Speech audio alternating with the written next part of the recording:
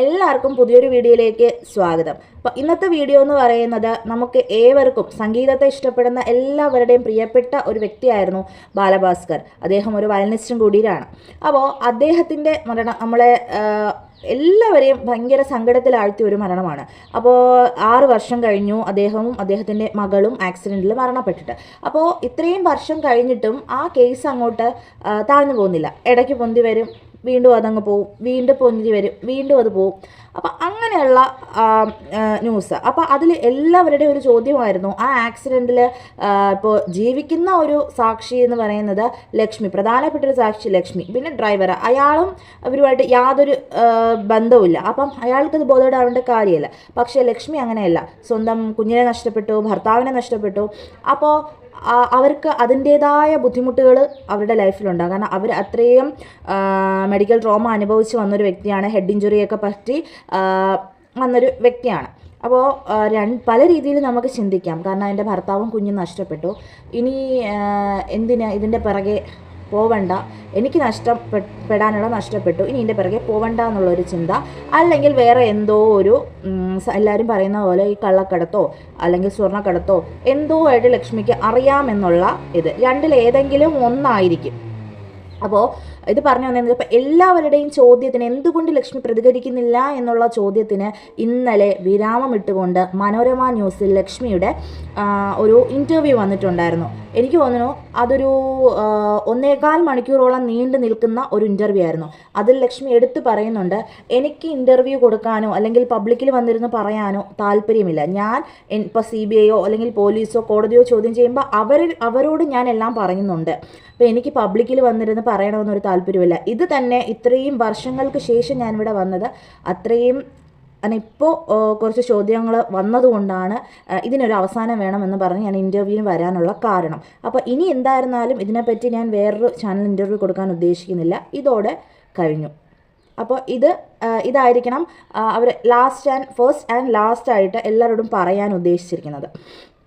അപ്പോൾ ലക്ഷ്മി പറഞ്ഞാൽ അപ്പോൾ ഒരുപാട് കാര്യങ്ങൾ, പക്ഷേ ഒരുപാട് പേര് കമൻ്റ് ഇട്ടു. നിങ്ങൾ കണ്ടിട്ടുണ്ടായിരിക്കും ആ ഇൻ്റർവ്യൂ. അപ്പോൾ ഒരുപാട് പേര് കാത്തിരുന്ന ഒരു ഇൻ്റർവ്യൂ കൂടിയാണത്. അപ്പോൾ അതിൽ ഒരുപാട് പേർക്ക് ഒരുപാട് ചോദ്യങ്ങൾ ചോദിക്കാനുണ്ട് ആ കമൻറ്റ് സെക്ഷനിൽ.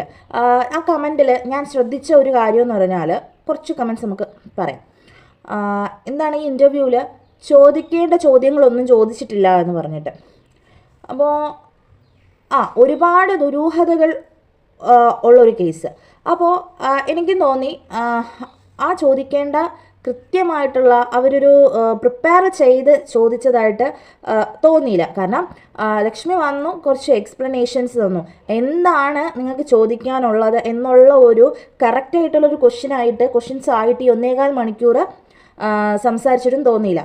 അതായത് കുറച്ച് ഓർമ്മകൾ അല്ലെങ്കിൽ അന്ന് നടന്ന കുറച്ച് കാര്യങ്ങൾ അങ്ങനെ ഒരു കണക്റ്റ് ചെയ്യാൻ തക്ക വണ്ണം ഒരു മറുപടി അല്ലെങ്കിൽ ഒരു ചോദ്യം അവിടെ ഉണ്ടായില്ല. അതൊന്നാമത് ഒരാൾ ചോദിച്ചൊരു കമൻറ്റാണ്, അതെനിക്ക് ശരിയായിട്ട് തോന്നി. പിന്നെ കുറേ പേര് ചോദിക്കുന്നുണ്ട്, ഒരു ഭർത്താവും കുഞ്ഞും നഷ്ടപ്പെട്ട ഒരു സ്ത്രീയെ എങ്ങനെ വേദനിപ്പിക്കാമോ എന്ന്. അതും ശരിയാണ്. കാരണം അത്രയും ഒരവസ്ഥയിൽ കൂടെ കടന്നു പോയൊരു വ്യക്തിയാണ്. നമുക്ക് നമ്മുടെ വീട്ടിൽ ആ ഒരു വിഷമം ഒരാളെ നഷ്ടപ്പെടുമ്പോൾ നമുക്ക് അതിൻ്റെ ഇത് മനസ്സിലാകും. അപ്പോൾ അങ്ങനെയും കുറേ തരത്തിൽ ആളുകളുണ്ട്. അടുത്തൊരു ചോദ്യം എന്ന് പറയുന്നതാണ് മെയിനായിട്ടുള്ള ഒരു കാര്യം. ചോദ്യമല്ല, അതിൻ്റെ ഒരു പോർഷനാണ് കേട്ടോ. അത് നമ്മൾ ശ്രദ്ധിക്കേണ്ട ഒരു പോർഷനാണ്.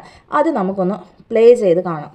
അയാൾ ഡ്രൈവ് ചെയ്ത് ആണ് അപകടം വരുത്തി തീർക്കുന്നതാണെന്നും ഒക്കെ പറഞ്ഞൊരു കേസും കൂടി പുള്ളി കൊടുത്തിരുന്നു. അങ്ങനെ ഉണ്ടായി. പിന്നെ വേറെ വന്നൊരു സംഗതി ബാലുവിന്റെ മൊബൈൽ ഫോണുകൾ സംബന്ധിച്ചായിരുന്നു. ആ മൊബൈൽ ഫോൺ ലക്ഷ്മി ആവശ്യപ്പെട്ടിട്ടും പ്രകാശൻ തമ്പി എന്ന ആള് തന്നില്ല എന്നായിരുന്നു വാർത്തയിലുണ്ടായത്. അതിൽ ചില ദുരൂഹതകളുണ്ട്. പിന്നെ തമ്പി പല സ്ഥലങ്ങളിലും ഈ കേസുമായിട്ട് ഇടപെട്ട് ഹോസ്പിറ്റൽ ഉൾപ്പെടെയുള്ള സ്ഥലങ്ങളിൽ പ്രത്യക്ഷപ്പെട്ടതിനെ കുറിച്ച് അതിനെക്കുറിച്ച് ലക്ഷ്മിയുടെ ഒരു അറിവിൽ എന്താ ഉള്ളത്? ഫോൺ ആവശ്യപ്പെടുന്നത് ഞാനല്ല. ഞാൻ ആ സമയത്ത് അതിനൊന്നും ഉള്ള അവസ്ഥയിലൊന്നുമല്ല. എനിക്കിതിനെക്കുറിച്ചൊന്നും അറിയുമില്ല. എൻ്റെ അമ്മയാണ് ഈ ബാലുവിൻ്റെ ഫോണും പേഴ്സും തമ്പിയുടെ കയ്യിലുണ്ടെന്ന് അറിഞ്ഞപ്പോൾ അയാൾ വീട്ടിൽ വരുമ്പോൾ ചോദിച്ചു, തിരിച്ച് റിട്ടേൺ ചെയ്യണമെന്ന് പറഞ്ഞു. പുള്ളി പേഴ്സൊക്കെ തിരിച്ച് കൊണ്ട് കൊടുത്തു അത്രേ. പക്ഷേ ഫോൺ കുറച്ച് ദിവസം കയ്യിൽ വെച്ചോട്ടെ, തന്നേക്കാം ഉറപ്പായിട്ടും തിരിച്ചു തരാം, 1-2 ദിവസം കയ്യിൽ വെച്ചോട്ടെ എന്നൊരു വളരെ വ്യക്തിപരമായ ഒരു രീതിയിൽ ചോദിച്ചു. അപ്പം അമ്മ ശരി എന്നുള്ള രീതിയിൽ അങ്ങനെ കൊണ്ട് തരാം എന്ന് പറഞ്ഞു. അതിൻ്റെ ഇടയിലാണ് ഈ ഒരു കേസ് വരുന്നതും അയാളുടെ വീട്ടിൽ നിന്ന് ആ ഫോൺ പിടിക്കപ്പെട്ടു എന്നൊക്കെ പിന്നെ അറിയുന്നതും. ആ ഫോൺ അതൊരു മറ്റൊരാളുടെ കയ്യിൽ ഇരിക്കുന്നതിൽ വലിയ ബുദ്ധിമുട്ട്. കാരണം ബാലുവിൻ്റെ അപകട വാർത്തയായാലും എല്ലാവരും അറിഞ്ഞതാണ്. ആ ഫോൺ വെച്ചിട്ട് അയാൾക്ക് വേറെ വ്യക്തിപരമായി മറ്റൊന്നും ചെയ്യാനില്ല. പിന്നെ അങ്ങനെ ചെയ്യുന്ന ഒരു ആളാണ് അയാളെന്ന് ഞങ്ങൾക്ക് തോന്നിയിട്ടുമില്ല. അപ്പോൾ നിങ്ങൾ ഈ വീഡിയോ കണ്ടല്ലോ, അത് ആ 1.25 മണിക്കൂറുള്ള ആ ഇൻ്റർവ്യൂവിൻ്റെ ചെറിയൊരു പോർഷനാണ്. അവിടെ നമുക്കൊരു ഡൗട്ട് ഫീൽ ചെയ്യും. ഇപ്പം നമ്മുടെ ഫാമിലിയിൽപ്പെട്ട ഒരാൾക്ക് എന്തെങ്കിലും സംഭവിച്ചാൽ അവരുടെ ബിലോങ്ങിങ്സ് അല്ലെങ്കിൽ അവരുടെ സാധനങ്ങൾ ആരുടെ കയ്യിലാണെന്ന് നമ്മൾ ആദ്യം അന്വേഷിക്കും. അപ്പോൾ ഇതിലൊരു വ്യക്തിയുടെ പേര് പറയുന്നുണ്ടല്ലോ, തമ്പി എന്താ ഒരു പേര്. അപ്പോൾ അയാൾ ഈ ആക്സിഡൻറ്റ് നടന്ന സമയത്ത് ഹോസ്പിറ്റലിൽ വന്നിരുന്നു, ആ സ്പോട്ടിലുണ്ടായിരുന്നു എന്നൊക്കെ ഒരുപാട് ഇതൊക്കെ വരുന്നുണ്ട് ന്യൂസ്. അപ്പോൾ ഇതിൽ ലക്ഷ്മി പറയുന്നുണ്ട്, അതായത് ബാലുവിൻ്റെ പേഴ്സും അത് മൊബൈൽ ഫോണും ഇന്ന ആ വ്യക്തിയുടെ കയ്യിലായിരുന്നു. അപ്പോൾ ആ സമയത്ത് ശരിയാണ്, ലക്ഷ്മി അതൊന്നും ചോദിക്കാനോ എന്താണെന്ന് അന്വേഷിക്കാനുള്ള ഒരു അവസ്ഥയിലായിരുന്നില്ല. കാരണം നമ്മൾ സാധാരണ ഹെൽത്തി ആയിട്ടിരിക്കുന്ന ഒരാളല്ലല്ലോ, ആക്സിഡൻറ്റ് പറ്റി അത്രയും ദിവസം ICUവിൽ കിടക്കുന്ന ഒരാളാണ്. അപ്പോൾ ഇപ്പോഴും അതിനവർ ട്രീറ്റ്മെൻറ്റ് ചെയ്യുന്നുണ്ട്. അപ്പോൾ അങ്ങനെയുള്ള ഒരു വ്യക്തി പെട്ടെന്ന് ചെന്ന് എൻ്റെ ഭർത്താവിൻ്റെ പേഴ്സ് തരൂ, ഫോൺ തരൂ എന്ന് ചോദിക്കില്ല. അപ്പോൾ ലക്ഷ്മിയുടെ അമ്മയാണ് ചോദിച്ചു എന്ന് പറയുന്നത്. അമ്മ ചോദിച്ചപ്പോൾ അയാൾ പറഞ്ഞു എന്തായിരുന്നാലും കൊണ്ടുതരാമെന്ന് പറഞ്ഞു. അപ്പോഴത്തേക്കും അയാളുടെ പേഴ്സ് തിരിച്ചേൽപ്പിച്ചു. അയാളുടെ മൊബൈൽ ഫോൺ കുറച്ച് കാലം, അതായത് ഞാൻ 2 ദിവസം സൂക്ഷിച്ചു വെച്ചോട്ടെ എന്ന് അയാൾ ചോദിച്ചു എത്രയെന്നാണ് അതിൽ പറയുന്നത്. നിങ്ങളും കേട്ടതാണ്. അപ്പോൾ അങ്ങനെ ഒരു മൊബൈൽ ഫോൺ അയാൾ സൂക്ഷിക്കേണ്ട, നമ്മുടെ വീട്ടിലുള്ള ഒരു വ്യക്തി, നമുക്ക് പരിചയമുള്ളൊരു വ്യക്തി, അതും ഇങ്ങനെ ഒരു മരണം സംഭവിച്ച സാഹചര്യത്തിൽ അയാളുടെ ഫോൺ സൂക്ഷിക്കേണ്ട ഒരു കാര്യമുണ്ടെന്ന് തോന്നുന്നില്ല. അപ്പോൾ നിങ്ങൾക്ക് അതിനെപ്പറ്റി ഇതിനെപ്പറ്റിയുള്ള ഒരു അഭിപ്രായം എന്താണ്, നിങ്ങളൊന്ന് കമൻറ്റ് ചെയ്യണം കേട്ടോ. അപ്പം എനിക്കത് ശരിയായിട്ടുള്ള ഒരു തീരുമാനമായിട്ട് തോന്നിയില്ല. അപ്പം ഞാൻ എൻ്റെ വീട്ടിലുള്ള ഒരാൾക്ക് എന്തെങ്കിലും സംഭവിച്ചാൽ അയാളുടെ മൊബൈൽ ഫോൺ, അത് ശരി നമുക്കറിയാവുന്ന ഒരു സിറ്റുവേഷനിൽ സംഭവിച്ചതായിരുന്നാലും ഞാൻ ഒരിക്കലും അങ്ങനെ അവരുടെ പേഴ്സോ ഫോണോ അവരുടെ കയ്യിൽ സൂക്ഷിക്കാൻ കൊടുക്കില്ല, അതിൻ്റെ ആവശ്യമില്ല. അപ്പോൾ എന്തോ ഒരു സെൻറ്റിമെൻ്റലിൻ്റെ ഭാഗമായിട്ട് വച്ചോളൂ, തിരികെ കൊണ്ട് തന്നാൽ മതി എന്ന് പറഞ്ഞു അത്ര. അപ്പോൾ അതൊരു അലക്ഷ്യമായിട്ടുള്ള ഒരു മറുപടി ആയിട്ടാണ് തോന്നിയത്. ഞങ്ങൾക്ക് വേണ്ട എന്നുള്ള രീതിയിൽ, നിങ്ങൾക്ക് എപ്പോഴെങ്കിലും നിങ്ങൾ കൊണ്ട് തന്നാൽ മതി. അതിൻ്റെ ഇടയിലാണ് ഈ CBIയുടെ അന്വേഷണം വരുന്നതും അയാളുടെ റിസോർട്ടിൽ ചെക്കിങ് നടക്കുന്നതും ബാലുവിൻ്റെ ഫോൺ കിട്ടുന്നതും കേസാണ്. അതവിടെ പറഞ്ഞു നിർത്തി. അതിനപ്പുറം പിന്നെ ഒരു സംസാരമില്ല. അപ്പോൾ ആ ഇൻ്റർവ്യൂ കാണുന്ന ഓരോരുത്തർക്കും ഇതൊരു ഡൗട്ടായിട്ട് വരാം. എന്തുകൊണ്ട് ആ ഫോൺ അയാളുടെ കയ്യിൽ അയാൾ ചോദിച്ചു സൂക്ഷിച്ചോട്ടെ എന്ന് ചോദിച്ചു, എന്തിനിവർ സമ്മതിച്ചു?